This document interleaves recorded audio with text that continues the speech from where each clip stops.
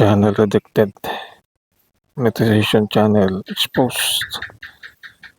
Then si official channel, hindi pa daw monetize, anyari na.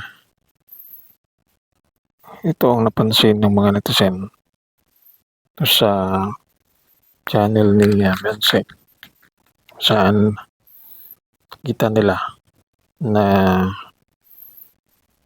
hindi pa monetize. Subalit doon po sa kanyang live ay may nabanggit siya na di umano ito ay monetize na. Ano ang katotohanan dito? At ito ay pinuna ni Ballpoint Man itong sinasabi niya na monetize na di umano, in-apply, subalit hindi pa pala monetize itong kanyang channel. Ito ang nakapagtataka dahil baguhan pa itong si Beyonce, hindi alam kung monetize ba o hindi yung kanyang channel. Nakaraang mga araw itong channel niya ay kukuha na itong watch hour at napansin naman natin na mukhang nakuha na nga itong watch hour at na-apply na sa YouTube Partnership Program, pero hanggang ngayon ay wala pang resulta.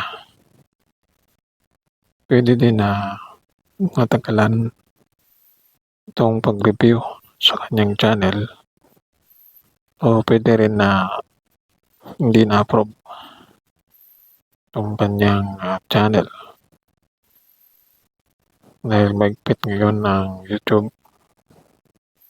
sa monetization. Baka inahanapan siya na siya ay magpakita ng kanyang mukha dahil wala nga siyang mukha ito sa kanyang live stream. Kaya malamang siguro ay walang dollar sign dahil di pa monetize.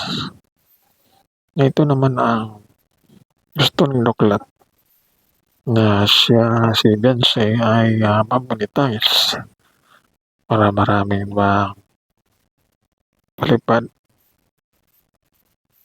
para mapaliparan na itong si Beyonce. Pero sa mga nangyayari ay mukhang hindi pa monetize itong si Beyonce. Iba-iba ang kanyang mga sinasabi sa live at nanguguluhan itong mga reactor sa kanyang mga sinasabi. Kaya ito, kahit si Edge nang-abang nandito kung monetize o hindi para malaman kung pangatulong itong kanyang channel para karoon na ng palipad na ito yung gusto ni Doklat na pinag-iabang na sa loob ng isang buwan ay baka maka-income o ka-revenue itong si Beyonce ng 500 to 1 million di mano sa mga palipad o sa views na makukuha niya. Kaya ito ang patuloy na inabangan ng karamihan, hindi katulad dito na kunti ang usad ng kanyang channel at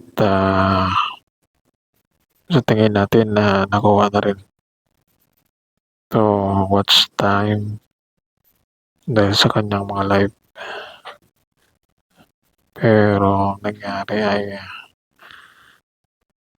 bigo sa monetization at hindi pa aprobado ang kanyang channel. Abangan natin kung ano na,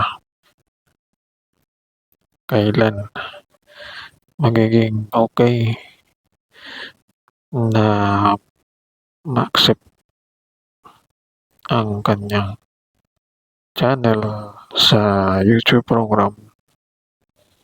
Dahil mukhang maunahan to siya ni Joey Diwata dito sa kanyang YouTube. Ang suporta ng Kalingap ay napakasulit. Mabilis ang suporta ng Kalingap dito kay Joey Diwata na ngayon ay umarangkada itong channel ni Joey. Sa loob ng ilang oras ay malapit ng 70,000 views at so mahigit na 25,000 followers to nagawa ni Joy. Kaya ito, kaya okay.